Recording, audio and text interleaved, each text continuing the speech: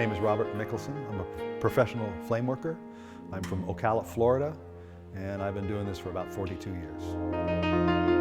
The hardest thing I've probably had to overcome, I'd have to say, would be my own self-limitations. You know, I think that we tend to limit ourselves rather than have other things that get in the way. We blame it on other things, but mostly we're limiting ourselves. There's really no limit to what can be done, and I think we all live in fear of certain things. We live in fear of failure, and that sometimes it's easier just not to try.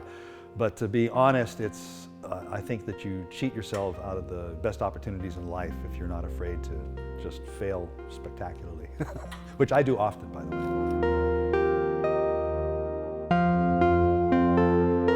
Oh, the whole time I'm doing it, I think I know where I'm going, but I'm almost always wrong. I feel like there's an adventure out there. You have to have somewhere to aim in order to move forward, but it never turns out the way you expect, ever. You just sort of learn and you understand that it's not going to be exactly like that, and just try to roll with things as they happen. I think making art's like that too. You roll with it. You start off with an idea of what you're going to do, and then you just roll with the punches. I was 10 years in fact, before I sort of woke up to the idea that this was something that I could make a career and make a life out of. 10 years in.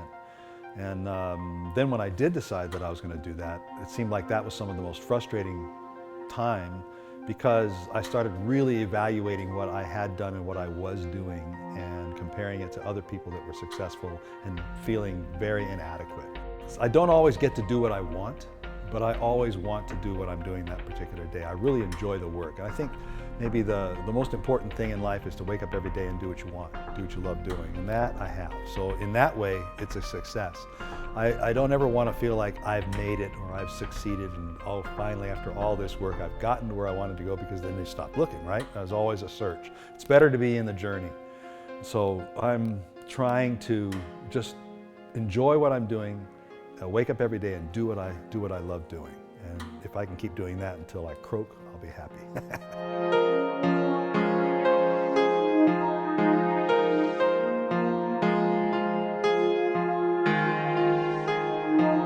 I would say the most important thing is to really be sincerely true to yourself. Really develop your own vision. Everybody's different, and you have to celebrate that different rather than trying to be like other people or be like somebody else. You know, be like yourself. Eventually what will happen is that everybody will want to be like you, see.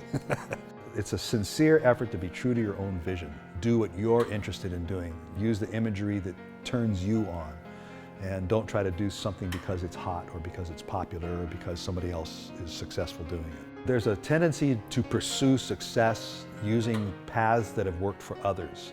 And it almost never works in that way. It's better to risk everything and choose your own path, because that's those successful people that you're admiring, that's what they did.